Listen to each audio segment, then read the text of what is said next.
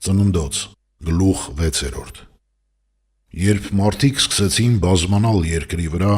և աղջիկներ ծնեցին իրենց, Աստծու որդիները տեսնելով, որ մարդկանց աղջիկները գեղեցիկ են,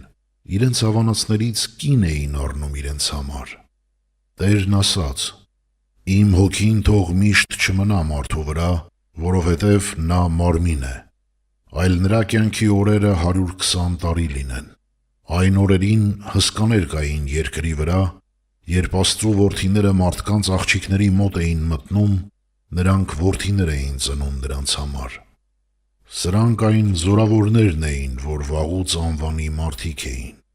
Տերը տեսավ, որ մարդկանց չարությունը շատացել է երկրի վրա, և նրանց սրտի խորհուրդներն ու բոլոր գաղափարները չար էին մշտապես։ Եվ Տերը զղջաց, որ մարդ է ստեղծել երկրի վրա, և իր սրտի մեջ տրտմեց։ Տերն ասաց. «Երկրի երեսից վերացնելու եմ մարդուն, որին ստեղծեցի, մարդուց մինչև անասունը, մինչև սողունն ու մինչև երկնքի թռչունը, որովհետև զղջում եմ, որ ստեղծել եմ նրանց»։ Բայց Նոյը շնորհ գտավ Տիրոջ առաջ։ Սրանք են Նոյի սերունդները։ Նոյը արդար և կատարյալ մի մարդ էր իր դարում։ Նոյը Աստծու առաջ քայլեց։ Նոյը ծնեց 3 որդի՝ Սեմին, Քամին և Հաբեթին։ Երկիրն ապականվեց Աստծու առաջ, երկիրը լցվեց անօրենությամբ։ Աստված տեսավ, որ երկիրն ապականված է, որովհետև ամեն մարմին երկրի վրա ապականել էր իր ճանապարհը։ Աստված ասաց Նոյին. «Բոլոր մարդկանց վերջը եկել է իմ առաջ, որովհետև երկիրը նրանց պատճառով անիրավությամբ է լցված։ Ահա ես նրանց կոչնչացնեմ երկրի հետ։ Խժաբեր փայտից մի տապան շինիր քեզ համար, տապանը շինիր խորշերով և այն ներսից ու դրսից ծեփիր կուպրով, և կշինես այն այսպես. տապանի երկարությունը 300 կանգուն, լայնությունը 50 կանգուն և բարձրությունը 30 կանգուն։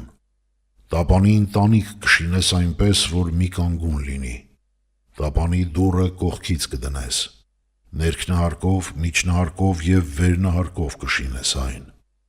Եվ ես ջրհեղեղ պիտի բերեմ երկրի վրա,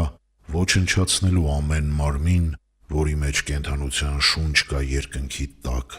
և ինչ որ կա երկրի վրա կոչնչանա։